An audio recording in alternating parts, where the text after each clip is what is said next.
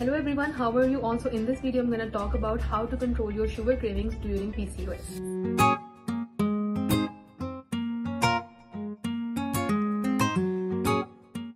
सबसे पहली चीज जो आपकी शुगर क्रेविंग्स को कम करेगी that is eating low glycaemic index foods.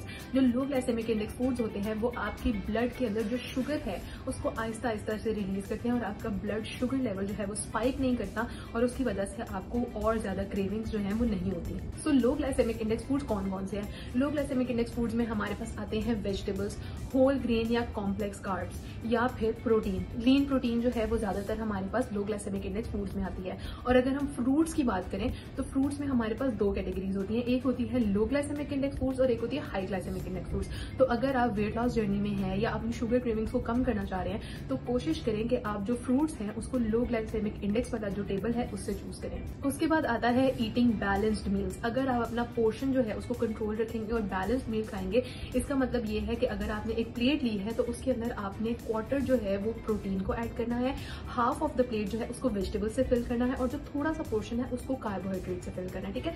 और उसके साथ आप जो है वो थोड़े से नट्स वगैरह ले सकते हैं फॉर दैट ऑयल पोर्शन या फिर फैट्स का पोर्शन।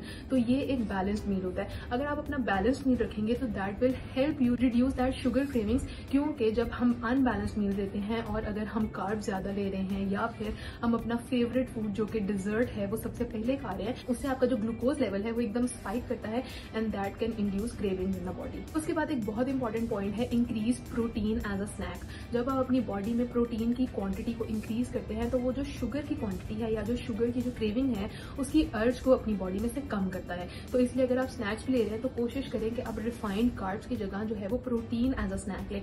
फॉर एग्जाम्पल जहां पे आप बिस्किट्स ले रहे हैं चाय के साथ एज अ स्नैक, तो वहां पे आप योगर्ट ले सकते हैं, ग्रीक योगर्ट ले सकते हैं या फिर बॉइल्ड एग्स ले सकते हैं। तो that will constitute as a high protein snack. ये वाला पॉइंट थोड़ा सा मुश्किल है लेकिन अगर हम ट्राई करें तो ये बहुत आसानी से हो सकता है और वो है अवॉइड ट्रिगरिंग फूड्स।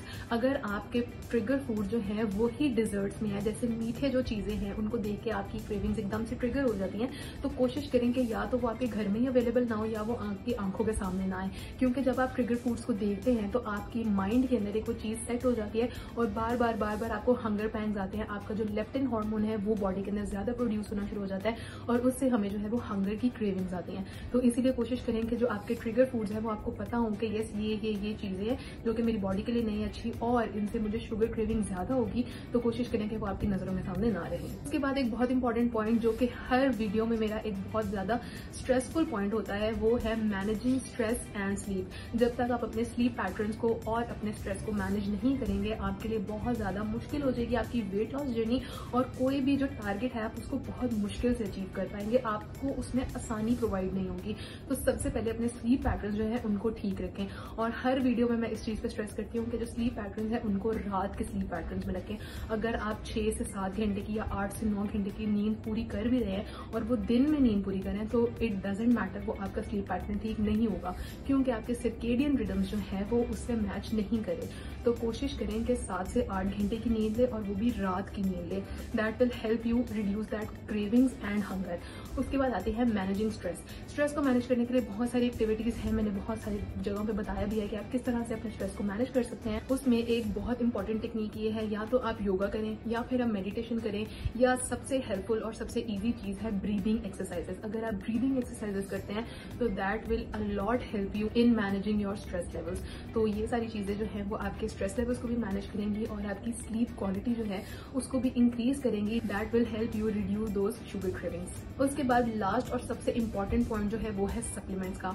बहुत सारी स्टडीज और रिसर्चेस ये कहती हैं कि जो सेलेनियम, मैग्नीशियम और क्रोमियम के जो सप्लीमेंट्स हैं that can reduce your sugar cravings. तो अगर आप अपनी डाइट में मैग्नीशियम, सेलेनियम और क्रोमियम को ऐड करते हैं तो that will decrease your sugar cravings और आपको जो है वो शुगर क्रेविंग्स ज्यादा तंग नहीं करेंगे आपकी वेट लॉस जर्नी में या कोई सी भी जो आपकी जर्नी है उसमें वो आपको तंग नहीं करेंगी। तो ऑथेंटिक वेबसाइट से ये चीजें ढूंढें और उनसे अपनी जो ये मिनरल की क्वांटिटी है इसको कंप्लीट करें ताकि आपको सप्लीमेंट की तरह जो है वो ना जाना पड़े। Okay, so that's it for the video and I hope you like it. I will see you in the next video. Bye bye.